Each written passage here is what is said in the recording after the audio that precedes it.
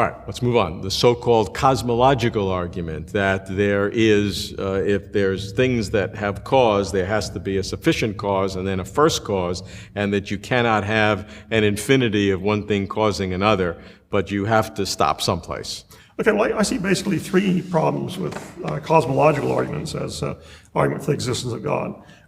One is that the sort of entity whose existence is proven is very far from an omnipotent, omniscient, and morally perfect person. The second thing is that the cosmological arguments typically depend upon ruling out the idea of an infinite regress, right? And if ruling it out, getting rid of it. You can't have. There has to be. It has to stop someplace. Right.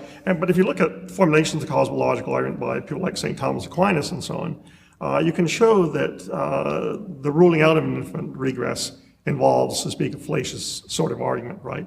And the same is true about more recent formulations of it. So that's one problem. There's no satisfactory way of moving infinite regress. But therefore, you would negate this proof of God existence by saying you can have an infinite regress? Yes, I would argue that no contradiction arises from the idea that, A was caused by B, was caused by C, was caused by D, back forever, okay, right?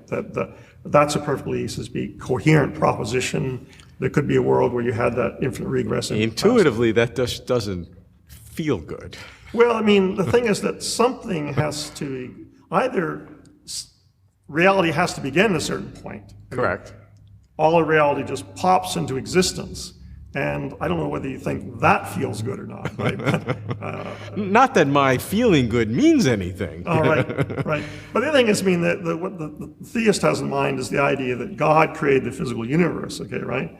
But then there's the old question of who created God, and the answer is, well, God was either always around or God is not in time. Now, I think that if you say that God is always around, I would explain identity of objects over time. What makes this the same hand as this one? I would say because of causal connections, right? And so I would say that if God lasts forever, then it's because there are causal relations between later states of God and earlier ones. So you get an infinite regress within God himself as an enduring entity, right? Well, I think you have to define some boundary conditions. That one boundary condition would be there's an infinite regress, that you can go forever and ever with cause, and therefore you don't need a first cause. The second is that you have a first cause. I don't know what else you have, but if you have a first cause, there has to be something, whether that's in the physical world or the spiritual world, in which existence or self-existence is necessary. I think you need one or the other, an infinite regress or something whose existence is logically necessary. And that could be a quark or it can be God. Yes. Well, if you have something, I could agree that it could be something physical that in some sense is necessarily existent, right? Or it could be something immaterial, God, that's necessarily existent.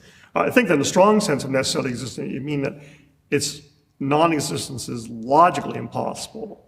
Then I think that sort of concept is deeply problematic. And one way of looking at it is that if you can make sense of the notion of a logically existent being, right, then you're back to the ontological argument, right? And you can run the ontological argument because you can show there are formulations of the ontological argument which say that really need only the idea that it's possible that there's a necessary being, okay?